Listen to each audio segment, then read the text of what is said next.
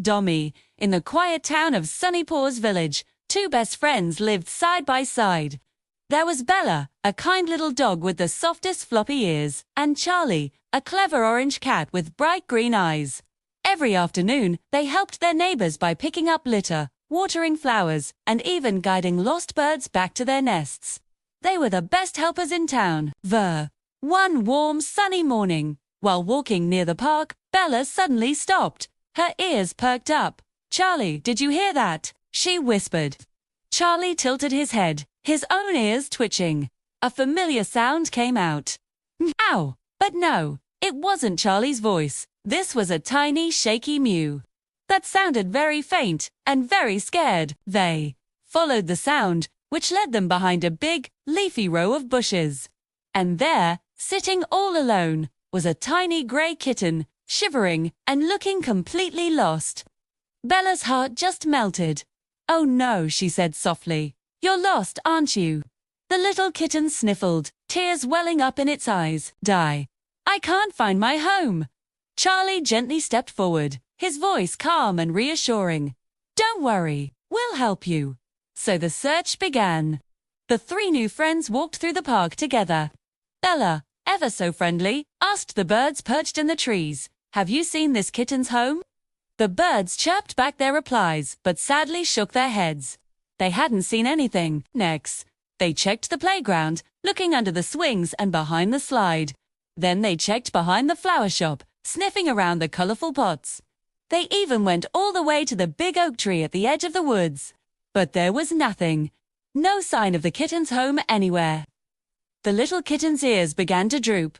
"I think my home is gone forever," it whispered sadly. Charlie knelt down, looking the kitten right in the eyes. "Sometimes, home isn't gone," he said gently. "Sometimes, it's just hidden until friends help you find it." Bella's tail started to wag with a new idea. "Let's try one more place, the old garden.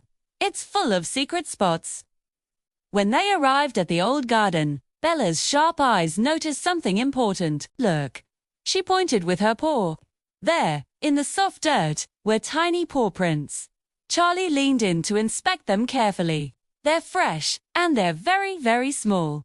Just like yours," he said to the kitten. The paw prints led them straight to a wooden fence with a tiny kitten-sized hole at the bottom. Charlie peeked through the hole, and his green eyes lit up with excitement. "I see something," he exclaimed. Bella and Charlie gently helped the little kitten crawl through the hole in the fence. On the other side was a cozy little backyard. There was a soft blanket laid out in a patch of sun and a food bowl waiting patiently. The kitten gasped, its tiny eyes wide with joy. "This is it. This is my home." Suddenly, a big fluffy mother cat rushed over, her face full of worry and relief. "Oh, my baby. I was so worried sick about you." She hugged her kitten tightly, purring with happiness. Then, she looked at Bella and Charlie with grateful eyes. "Thank you for bringing my little one home safely." The kitten ran back to Bella and Charlie one last time and gave them a tiny nuzzle. "Thank you for not giving up on me." Bella smiled, her whole body wiggling with happiness. "That's what friends do." Charlie flicked his tail proudly. "We always help those who need it." As the sun began to set, painting the sky in beautiful shades of orange and pink, Bella and Charlie walked home together, side by side. "You know, Charlie," Bella said with a happy sigh, "that felt really, really good." Charlie nodded in agreement.